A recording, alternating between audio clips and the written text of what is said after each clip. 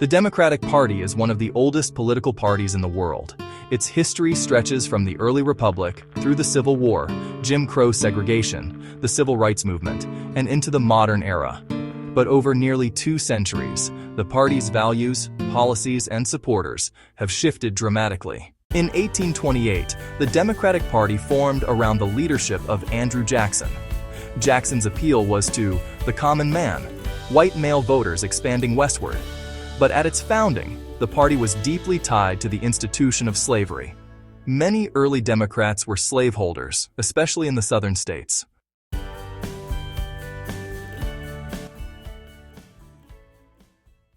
During the 1850s, the growing United States was torn apart by disputes over whether new territories would allow slavery. Southern Democrats pushed for expansion of slavery. Many Northern Democrats were more moderate but opposed strong federal restriction on slavery. When Abraham Lincoln, a Republican, won the presidency in 1860, Southern states seceded, forming the Confederacy largely led by Southern Democratic political leadership. Not all Democrats supported secession. War Democrats in the North fought to preserve the Union under Lincoln's command. After the Civil War during Reconstruction, the federal government, led by Republicans, attempted to secure civil rights for formerly enslaved Black Americans. But Reconstruction ended in 1877. Southern Democratic governments regained power and began passing laws that enforced racial segregation and discrimination.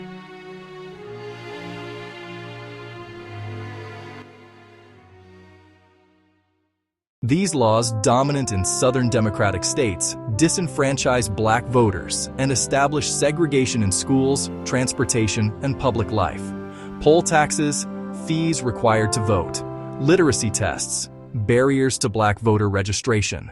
From the late 19th century into the early 20th, racial terror in the form of lynching and mob violence was widespread, particularly in the South. White supremacist groups like the Ku Klux Klan rose during this period. Many members were white Southerners aligned with local Democratic power structures, because that was the dominant political party in the region at the time. This was a regional political reality, not a universal national position held by all Democrats across the country. Woodrow Wilson, a Democrat, oversaw federal segregation of government offices. His administration's policies reflected racist attitudes widely accepted in early 20th century America. In the 1930s, Franklin D. Roosevelt reshaped the Democratic Party with the New Deal. While the party still had strong Southern support, it began attracting urban workers, immigrants, labor unions, and African Americans in northern cities. The coalition that elected Democrats started becoming more diverse, but Southern segregationist Democrats still held power regionally. In 1948, Democratic President Harry Truman desegregated the armed forces.